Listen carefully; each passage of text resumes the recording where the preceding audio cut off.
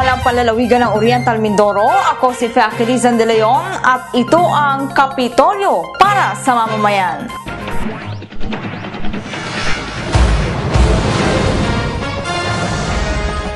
Sa ulo ng ating mga balita, malinis at payapang eleksyon dapat tiyakin ayon kay Governor Umali. Pamahalaang panlalawigan muling namahagi ng wheelchair at desktop computer. Libreng review sa Civil Service Examination sa Abril, handog ng Administrasyong Umali. At tampok namin sa edisyong ito, ang fiestang dinayo ng mga kilalang artista, ang Basudani Festival sa seryeng Dito Kayo ang Bida ni Randy Digma.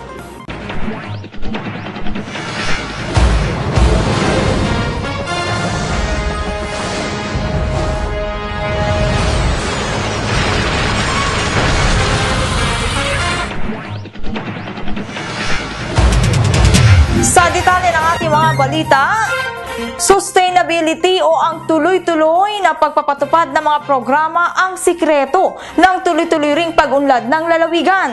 Kaya sa pagpasok pa rin ng 2013, idiniretso ng pamunuan ni Governor Umali ang nakagawiang pamamahagi ng mga desktop computer sa mga paaralang nangangailangan nito at ng mga wheelchair naman sa mga may kapansanan katuwang ang OMHS Batch 73. Ang detalye ibibigay sa atin ni Beverly Aguila. Sa layuning matulungang makaagapay ang mga kabataang Mindoreño sa makabagong teknolohiya, partikular sa paggamit ng computer sa paaralan, namamahagi ang pamahalang panlalawigan sa pamamagitan ng Provincial School Board ng desktop computers sa iba't ibang paaralang elementarya at sekundarya sa Oriental Mindoro. Nitong nakarang ika-16 ng Enero, Fonso V. Umali Jr. ang pamimigay ng computer sets para sa 5 paaralan sa lalawigan. Ang mga benepisyaryo ay ang mga sumusunod: San Antonio Elementary School ng Puerto Galera, Kalangatan Elementary School ng San Chodoro, Cimarron Elementary School ng Lungsod ng Calapan, Apitong National High School ng Nauhan, at Suban Elementary School ng Socorro. Inaasahan sa pamamagitan ng mga computer sets na ito, magkakaroon ng basic computer knowledge at skills ang mga kabataan sa lalawigan. Sana makatulong ito sa inyong kasiguran. Pagyaman natin.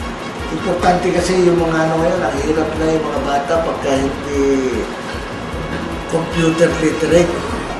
Alagaan natin ito. Nasa alaga naman yan. Nasisira naman ito dahil sa kapabayaan din.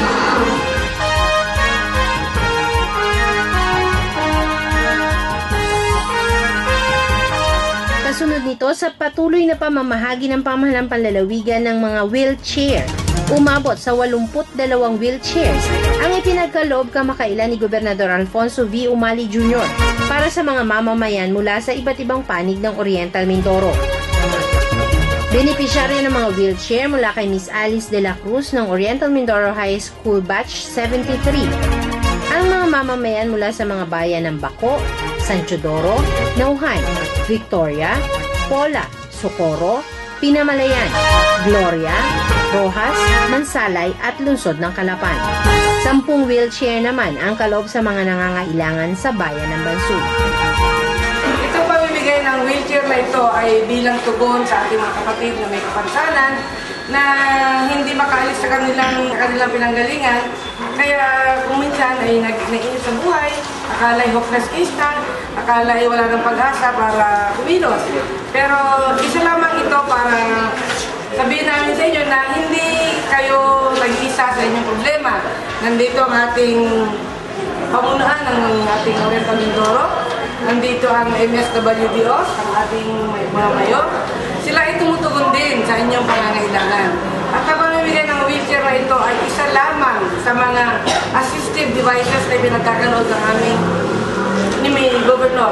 Ang aming tanggapan ay naaasahan din na magkaloob ng kung anuman na kaya ng aming tanggapan na yun. Aming batch sa Oriental Mindoro High School, ngayon ay JJ Lito.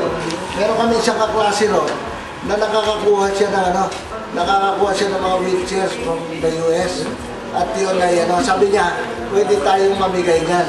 So magmula noon, nagbigay ng mga wheelchairs. Kailangan ay ibinabalidate nila. Kailangan merong tinitingnan nila. So ngayon, sabi namin, anuhin na natin. Kasi noong una, wala pa nga kami dito.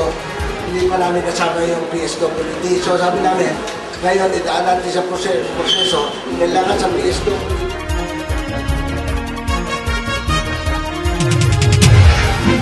Bagamat may mga isolated case ng krimen sa lalawigan ng mga nakalipas na buwan, nais ng gobernador na sa darating na eleksyon ay itiyak ng mga kapulisan at kasundaluhan sa lalawigan na magiging payapa at maayos ang darating na kampanyahan at eleksyon.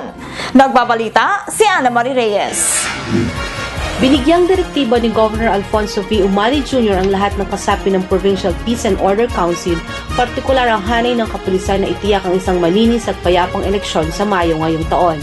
Ang direktibang ito ay pinahayag ng gobernador sa pagpupulong ng PPOC noong January 21 sa Batasang Panlalawigan na dinaluhan ni Vice Governor Yumelito Dolor, LMP President at Pinamalayan Mayor Wilfredo Hernandez, Sarchodoro Mayor Apollo Ferraren, Victoria Mayor Alfredo Ortega Jr., Bansud Mayor Ronaldo Morada, DILG Provincial Director Samuel Borja, Provincial Administrator Angel Saulong, PNP Provincial Director Police Senior Superintendent Ronaldo De Jesus, AFP 203rd IB Commanding Officer Colonel Bobby Calleja, ibang mga kasapi ng konseho at mga opisyal at kinatawan ng iba't ibang tanggapan at sangay ng pamahalaan. Binigyan diin ng gobernador na kailangan sa Oriental Mindoro ay walang papayagang anumang armadong grupo at mahigpit na ipatutupad ang lahat ng mga ipinagbabawal ng batas, partikular ng COMELEC sa panahon ng eleksyon. Siguro ang pinaka-importante sa atin yung paano natin na talagang magagawa na peaceful election, And may mga suggestions tayo na siguro later on papag-usapan natin. Pero ang marching orders, I'd like to make it clear na yung marching orders natin, isa lang. No? Kahit sino, kasi dinidismantle yung mga armed groups, kahit sino ba yan, regardless of political affiliation, ang kailangan natin, pagka may mga armed groups, dapat huliin natin. No? Sa army at saka sa PNP. So, yun yung ating marching orders natin. Para maiwasan na natin gulo sa election time, election campaign. Kaugnay nito ay panaliwanag ni Regional Election Supervisor Attorney Emmanuel Ignacio ang ilang mga probisyon sa ipinalabas na resolusyon ng COMELEC, partikular sa gun ban na nagsimula na noong January 13. Inilinaw ni Attorney Ignacio na yun lamang may kaukulang permit mula sa COMELEC ang pinapayagang magdala ng baril sa panahon ng eleksyon. We have already set issuances of COMELEC resolutions. The most important of this will be COMELEC resolutions 9561 and 9561A. And later on, this was already amended with COMELEC resolution 9608. All of these three resolutions are regarding gun ban and ban on security personnel. So, as of the January 13 to June 12, we have already the gun ban. So it is now a total gun ban. We are now prohibiting all privately owned, even permit to carry firearms, mission orders, and letter orders are already prohibited from carrying these firearms outside the residence starting January 13 up to June 12. There is also a guidance from our PNP and AFP to recall all our security personnel assigned to our incumbent officials and high-risk persons, except those that will be issued our temporary security dating. I'm already designated by our Honorable Commissioner Yusuf as the chairman of the Committee on Ban and Security Firearms Personnel to sign all and accept and sign all security details that will be assigned in Region 4B. In addition to that, Your Honors, this is the first time that the Commission on Election has separated the Region 4 into two regions. In 2010, in the last elections, it is only Region 4, there is no 4A and 4B. But for the 2013 elections, the Commission on Election and Bank divided Region 4 to 4A and 4B. So, ang importante rito, tingnan natin yun, balikan natin, yung nakikita natin may mga art groups, yung nakikita natin, basta dismantle, tingnan natin. Checkin natin, may checkpoint tayo, may B-batch tayo, meron tayong hotline, meron tayong scam sa ito. So, para maiwasan natin talaga itong election violence.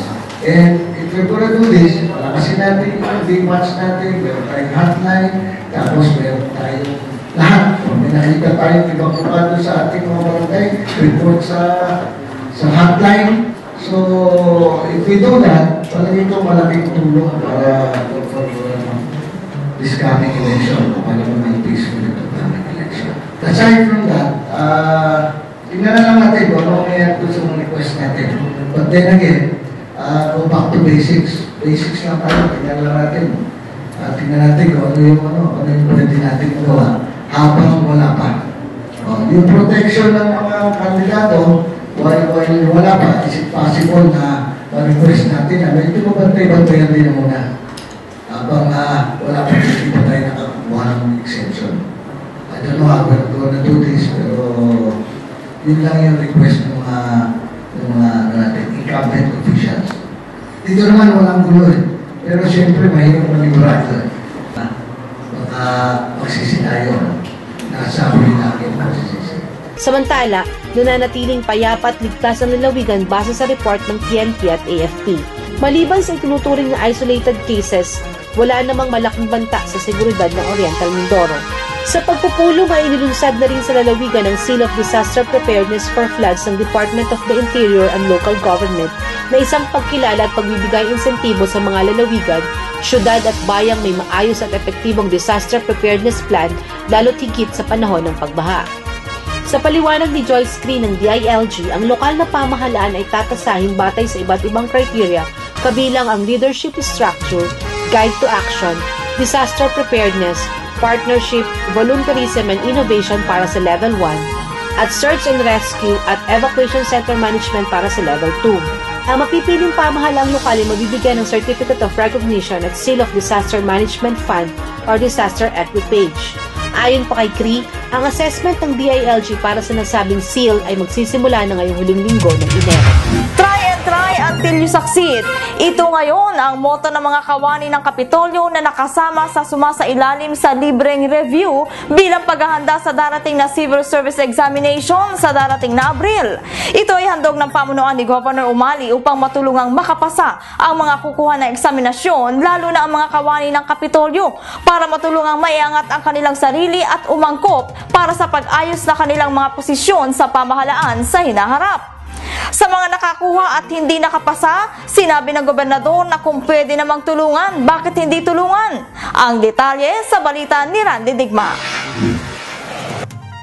Isinasagawa ngayon sa Kapitolyo ng pamahalang panlalawigan ang kauna-unahan at libreng review para sa Civil Service Examination ng mga empleyado ng Kapitolyo na wala pang career professional license. Formal na sinimulan ito noong Enero 16 at nakatakdang matapos sa Abril 8 bago ang eksaminasyon ng Civil Service Commission sa Bayan ng Pinamalayan sa darating na Abril 14 taong 2013. Ang gawain ay naglalayong matulungan ang mga contractual at casual employee ng pamahalang panlalawigan na makapasa sa Civil Service Examination na isa sa basic requirement upang makakuha ng permanenteng pwesto sa mga tanggapan ng pamahalaan.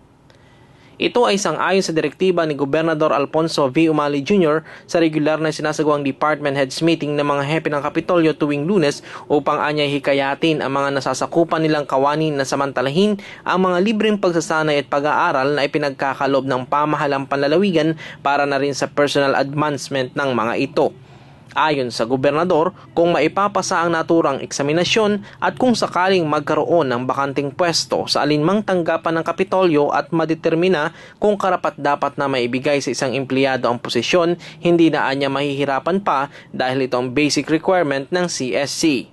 Malimit daw anya na ito ang nagiging balakid na maukupa ang isang partikular na posisyon.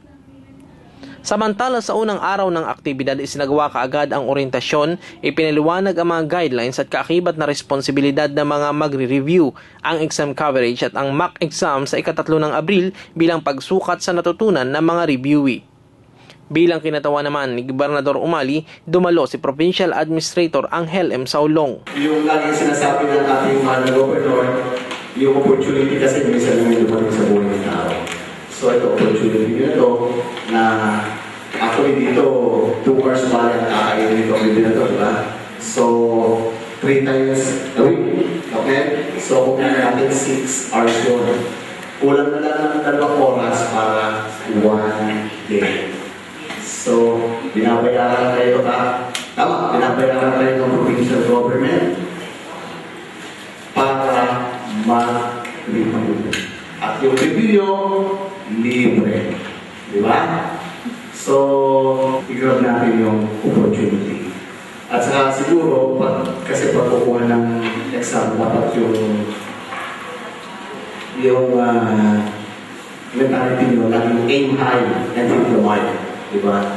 So, dapat kayo natin ito, aim yung maging top answer. Para pag sumaplay kayo doon, sigurado, pasado kayo. At pag pasado kayo na, may bonus kayo kayo doon. Magsisilbi namang review instructor sina PGOM consultant at professor Dr. Nelson C. Vinaplor para sa English, PGOM planning consultant Oli Palumaria para sa clerical and records filing, provincial legal officer attorney Christine Grace L. Suarez para sa Philippines Constitution, OIC Communication and Public Relations Division Office Maria Fede Leon para sa general information, college instructor Rolando Abunador ng Provincial Human Resource and Management Office para sa English, Peso Manager at Mathematics Instructor Antonio Magnayi Jr. para sa Math at Miss Gigin Amparo para sa Filipino at English. Ang gawain ay pinangasiwaan ng Office of the Governor Extension Division na pinamumunuan ni Dr. Nelson Vinaplor katuwang ang iba pang konsernadong tanggapan. Randy Digma, KPSM.